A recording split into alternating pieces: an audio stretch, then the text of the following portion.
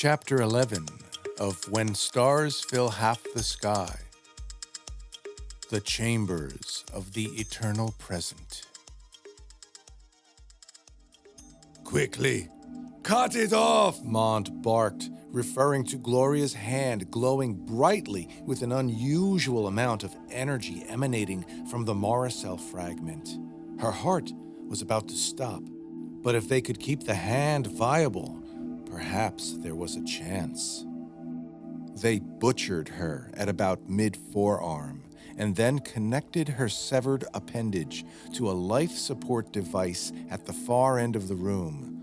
Minutes later, Gloria died. With no more regard than the act of purging raw sewage, they jettisoned the remainder of her body from an aft vent.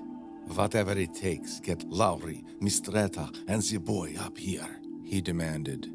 The staff stared at each other in confusion. These were doctors, scientists, and specialized technicians, none of which were familiar with carrying out administrative demands.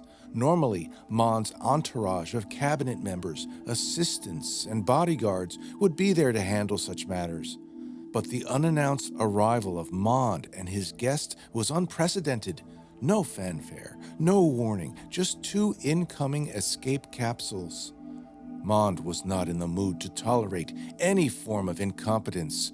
His voice splintered into that disturbing gaggle of tormented souls as he cried, "Get the captain, now!" Like rats scurrying from sight, they vanished. Soon after, Dr. Stephen Lowry was miraculously extracted from the DC Medical Center after his stun gun incident. Despite tight security at the hospital, it only took 2 hours to get him on board a private shuttle and headed for the Agni. Mistretta and the boy were a different story. President Mason, now invigorated with a new sense of patriotism, was not willing to look the other way when Monde's minions came calling to the White House. Surrounded by impervious layers of security, there was no way anyone could break through that juggernaut. But with Monde now in possession of an active morocel fragment, his priorities were changing, and so retrieving his chief of security and Michael Fiveland could wait. All resources were now focused on tapping into that new potential source of unlimited power. But alas, this would not be the case. Theoretically, he knew what to do. But like someone claiming to know how to swim by simply reading a book, Monde was clueless to the inner workings of that mysterious fiber. He dropped his instruments in frustration and floated over to the portal where his dark knight hovered like a loyal bloodhound awaiting the call from its master. How he longed to give it the fuel it needed. How he longed to move on to the next phase of his dubious plan. He considered the irony in now possessing the hand he witnessed 5,000 years ago, raised in triumph over the destruction of Babel's Tower. The same hand revealing the morocel fragment, shining brightly over the Babylonians as confusion spread through their ranks. He stared at that hand, like a spectator in a museum, viewing an ancient relic of historic importance. This was the instrument that laid ruin their plans so very long ago. He considered once again Gloria's final words. There is no straight line. What did she mean? It did not make sense. The straight line had always been the basic mental construct for any design or formula seated within a rational mind. It was a foundation of every calculation and mathematical principle. Nothing could be built, fabricated, or achieved without it. Except, of course, for those secrets yet buried within the shrouded workings of the morocel, the most powerful source of energy in the universe. Vexing were those words from an unworthy subject who just days ago knew nothing about these matters. Yet she was chosen to travel the half-realm, taking her as far back as Tellaria, the first world, a place and time he thought he'd successfully erased from all historic records. Back in D.C., it was almost noon, 7 hours since that initial meeting between Michael Fiveland and President Mason. He was taken to an area not far from the Situation Room, a small room, where he was able to get a few hours of uninterrupted sleep. A muted 3D monitor in the corner was playing the live press briefing taking place upstairs. He turned his head to view it. Mason was in the midst of answering a flurry of questions from an excited and hostile group of reporters. But she remained unusually calm and collected. Michael didn't have to turn up the volume to understand what she was saying. Their most recent half-realm experience had changed both of them for sure. He was now aware of her thoughts and sensed her new inner confidence. Likewise, Michael Fiveland knew he would never be the same as well. Now, looking even older himself, his sideburns sporting that 40-something splash of gray, and thinning skin surrounding his eyes, wrinkling and puffing his face into a visage of midlife, years before his time. Gone was his youthful, boyish smile, and likewise his immature ways. He was no longer that teenage boy drinking and laughing at a graduation party just 3 days ago. He thought to himself how so much had changed since the earthquake. His mother was gone, but he couldn't mourn because she wasn't really gone. And even though he wasn't sure how, when, or where, he knew with all confidence they would meet again. He pondered the uniqueness of the special gift he'd been given, how this thing called the half-realm, with all of its power, its possibilities and realities, chose him. He thought about his encounter with the president and realized that someone as influential, as important as her, was still not able to harness its power. She feared it. He could tell. She did not see it like he did. She couldn't understand it like he could. Michael was now accepting his role as a medium to others in this strange new world. While laying there watching the president, Michael entered yet another half-realm experience, this time being drawn toward a particular chamber. First, he observed an outer barrier, a translucent membrane of some kind, housing something very special inside. He touched it and instantly slipped through the barrier with the same sensation as when the morocel dipped under the skin of his right hand. Instantly, he was inside a vast inner chamber, where at the center was the source of that light. It was a large, glowing orb of morocel. Fragments of additional morocel shot through the membrane, entering from all sides. These shards of light were flying in from distant places outside the chamber, slipping in and out like tiny messengers, relaying information from one chamber to another. As they made contact with the glowing orb in the center of the chamber, they changed into recognizable images. Faces, places, words, and thoughts materialized as they touched the surface of the orb. Michael looked around.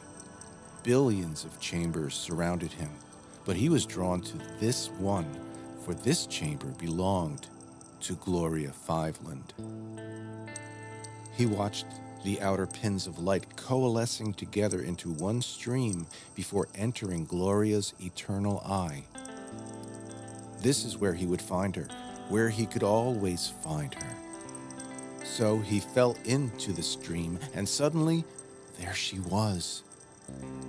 She had the biggest, warmest smile he'd ever seen on her face. They hugged in a moment of blessed reunion, like they hadn't seen each other in years. Below them, below the base of the orb, smaller orbs were spilling out with assembly line precision and speed, fastened together like an endless string of pearls. Each tiny orb furnished a snapshot of her experiences, emotions, and memories. This current experience was now part of her most recent memories, and Michael was a part of it. Each pearl flowed out into an ever-widening area of her chamber. This pearl necklace of past events would spin and gather together with delightful cadence into various spools or piles, ever connected to Gloria's eternal present eye.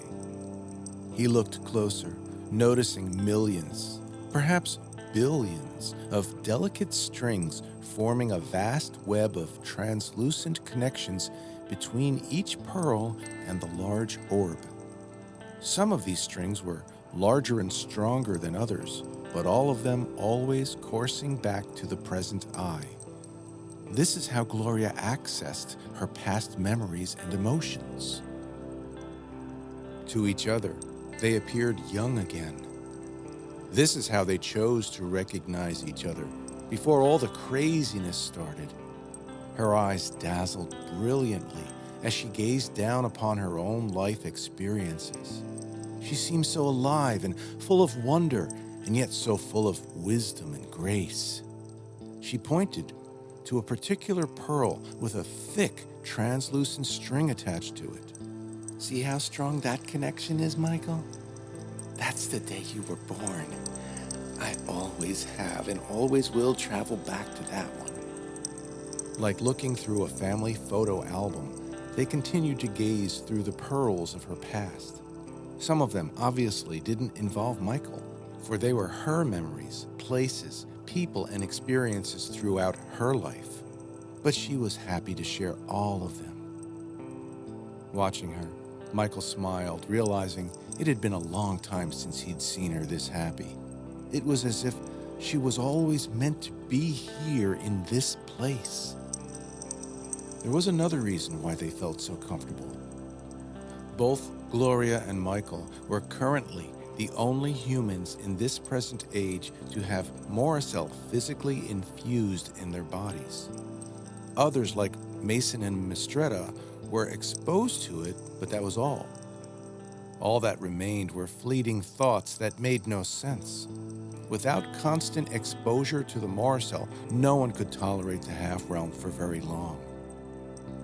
But it was no coincidence. The very moment Gloria died on the Agni, Michael was touching the president on her forehead, and likewise, Mistretta was falling into a trance.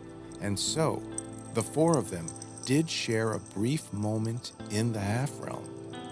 But even though the president and Mistretta would quickly forget their experience, neither Gloria nor Michael would ever forget it, for they were all there together to witness the fall of the Tower of Babel.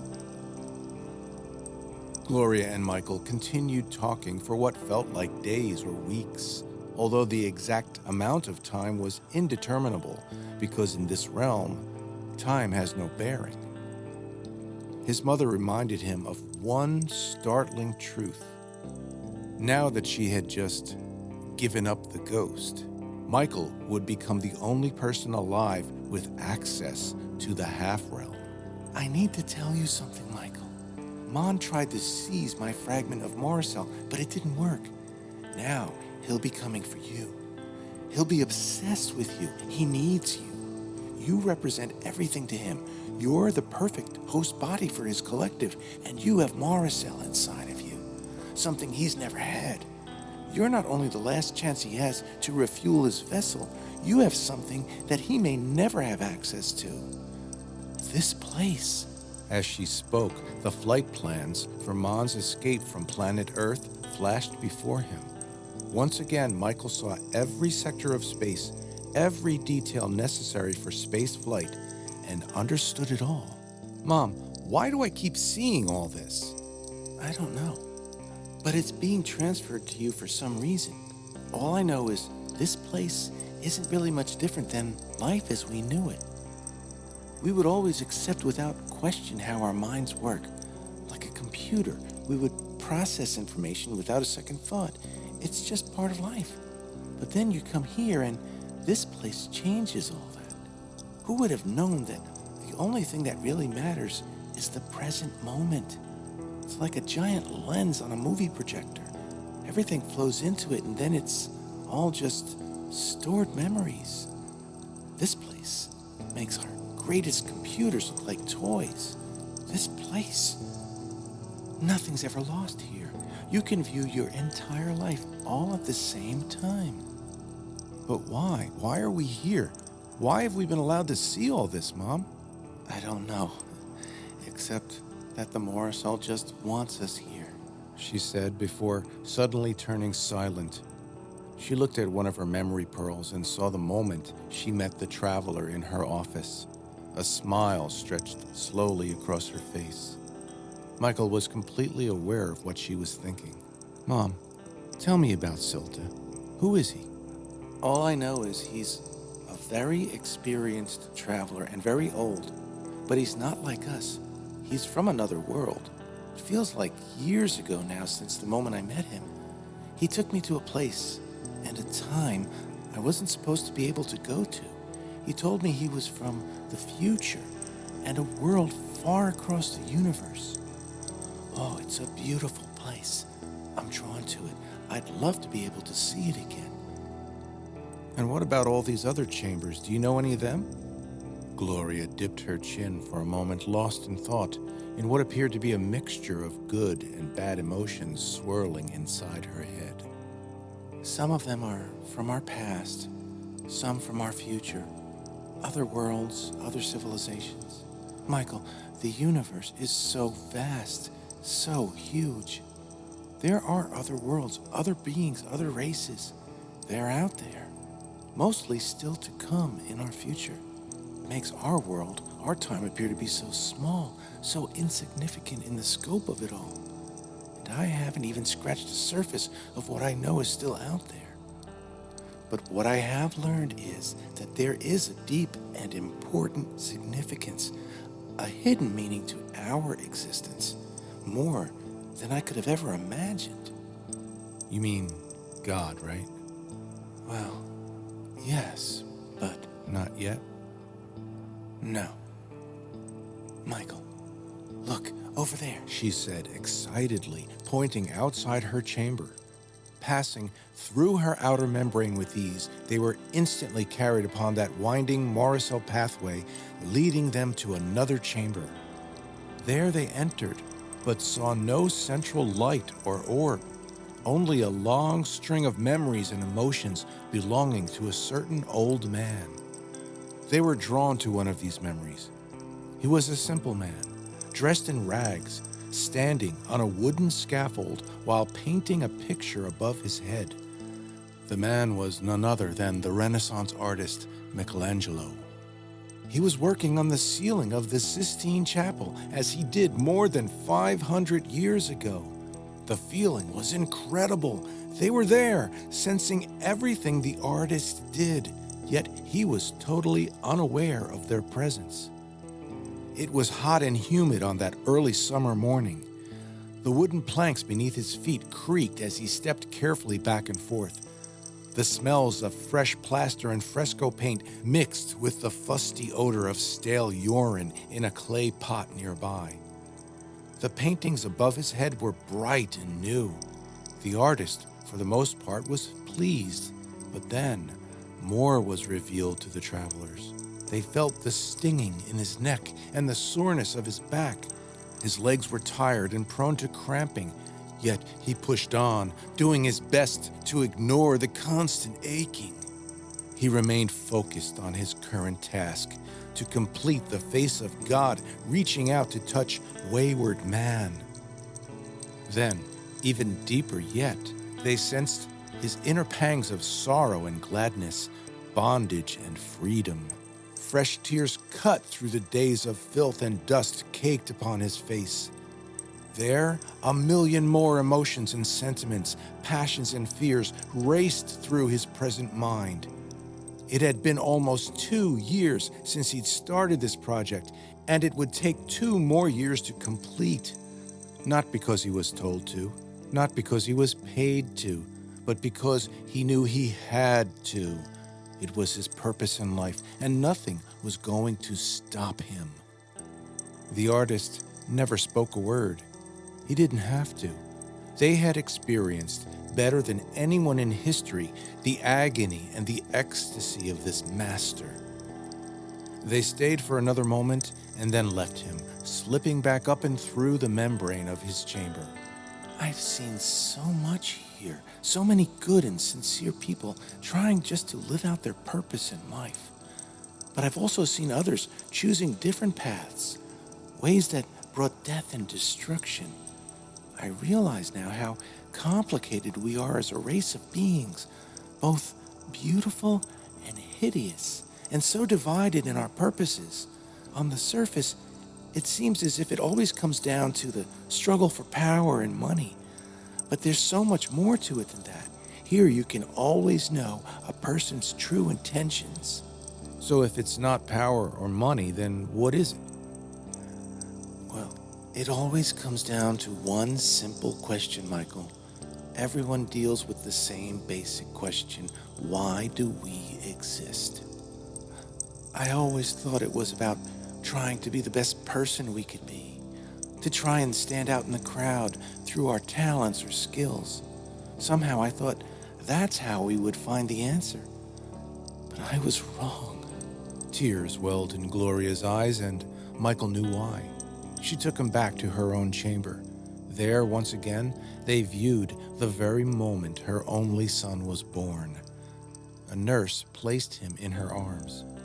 There was a light on her face, strong enough to illuminate the entire room. To Michael, it looked like something out of a Renaissance painting, where saintly heads would be encircled by a heavenly glow. I wonder if those artists back then saw something we refused to see, or maybe we're incapable of seeing. They kept looking through her memories, except for some brief glimpses of light around them throughout his childhood and early teenage years. The next notable moments came during the last few days of Gloria's life, including the moment she transferred the morocel into Michael's hand. I don't understand. Does this mean that the morocel was in our lives all this time and we didn't realize it? No. This is a different kind of light, a different energy. We're viewing these moments because the morocel wants us to see them, but that light wasn't exactly morocel. So what you're saying is it's all about moments of unconditional love. Yes, she interjected softly with ironclad certainty. There's been no morocel on Earth for the past 8,000 years, Michael. Only love. And I've learned that love is so much more important, even more important than the morocel.